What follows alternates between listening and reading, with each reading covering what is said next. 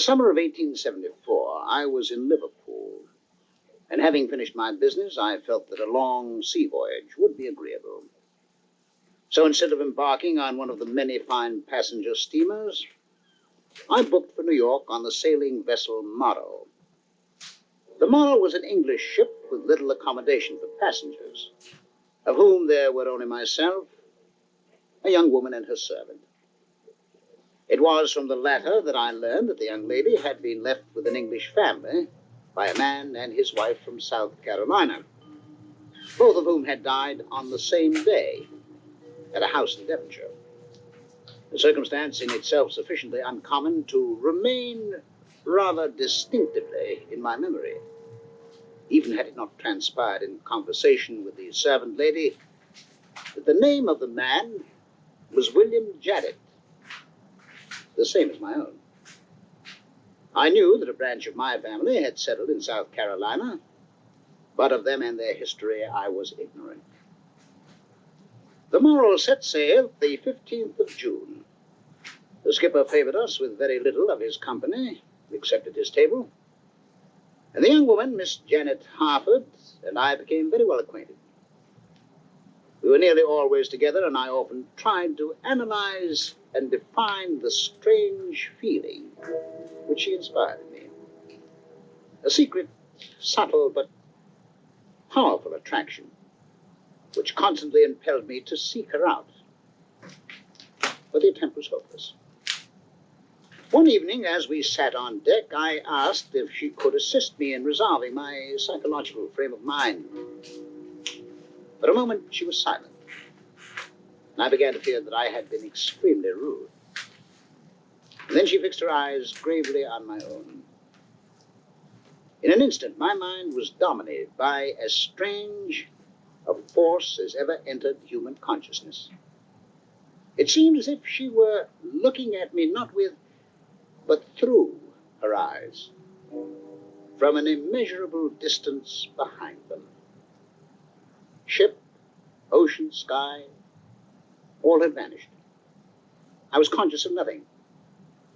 And then from out of it, my former surroundings of deck and mast slowly resolved themselves. Miss Harford had closed her eyes and was leaning back in her chair, apparently asleep. The book she had been reading lay open in her lap. Impelled by some unknown motive, I glanced at the top of the page. It was a copy of that curious work, Denneker's Meditations, and the lady's index finger rested on this passage.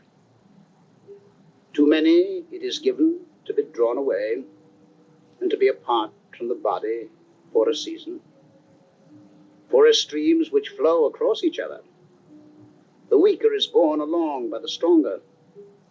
So there will be certain kin whose paths intersecting, their souls do bear company, while their bodies go their own way, unknowing. Miss Harford arose, shuddering. The sun had sunk below the horizon, but it was not cold. There was not a breath of air, no clouds, not a star in the sky. A hurried tramping sounded on the deck.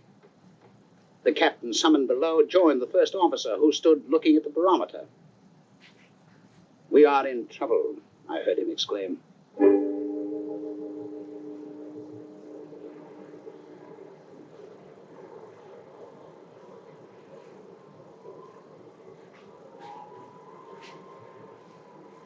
An hour later, the body of Janet Harford, invisible in the darkness and the spray, was torn from my grasp by the cruel whirlpool of the sinking ship. And I fainted in the cordage of the floating mast to which I had lashed myself.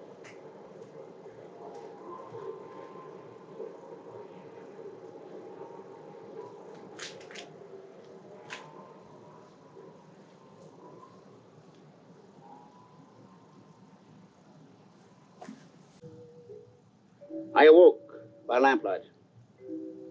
I lay in a berth amid the familiar surroundings of the stateroom of a steamer. On a couch opposite sat a man reading a book. I recognized the face of my friend Gordon Doyle, whom I had met in Liverpool on the day of my embarkation, when he was about to sail on the steamer City of Prague, on which he had urged me to accompany him. After some time, I spoke his name. Doyle, I said. Did they save her? He now looked at me and smiled as if amused. He evidently thought that I was half awake. Her? Well, whom do you mean? He asked. Janet Harford, I replied. His amusement turned to amazement, and he stared at me, saying nothing. You will tell me after a while, I continued. What ship is this?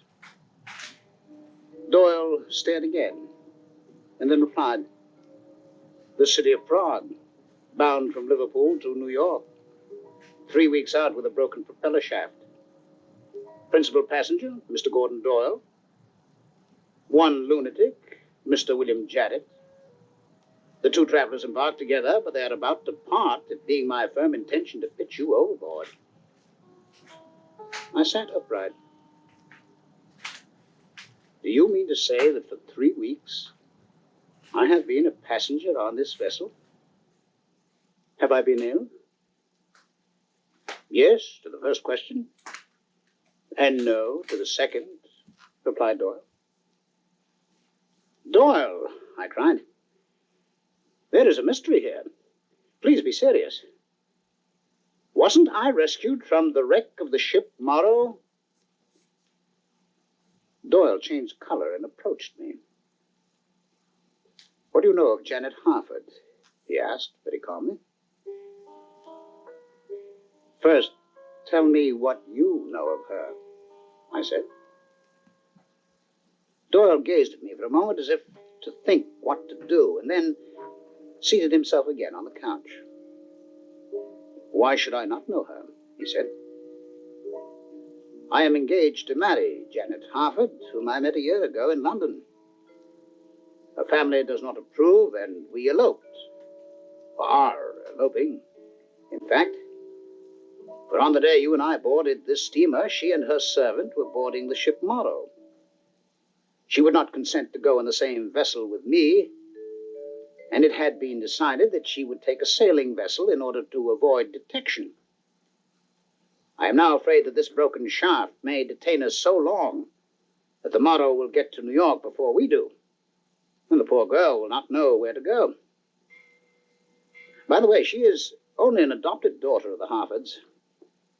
Her mother was killed by being thrown from a horse, and her father killed himself the same day.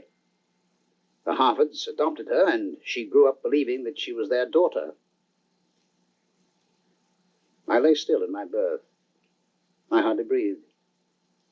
And finally I said, Doyle, what book are you reading? Oh, he replied, it's called Denneker's Meditations. Janet gave it to me. She happened to have 2 copies. He tossed me the volume, which opened as it fell to a marked passage. To many it is given to be drawn away and to be apart from the body for a season. For as streams which flow across each other, the weaker is borne along by the stronger, so there will be certain kin whose paths intersecting, their souls do bear company, while their bodies go their own way, unknowing. She had, as she has, a singular taste in reading, I managed to say. Yes, she said. And now perhaps you will have the kindness to explain how you knew her name and that of the ship she sailed in. You talked of her in your sleep, I said.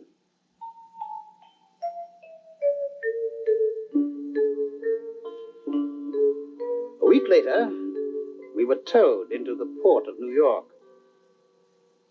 But the Morrow was never heard from again.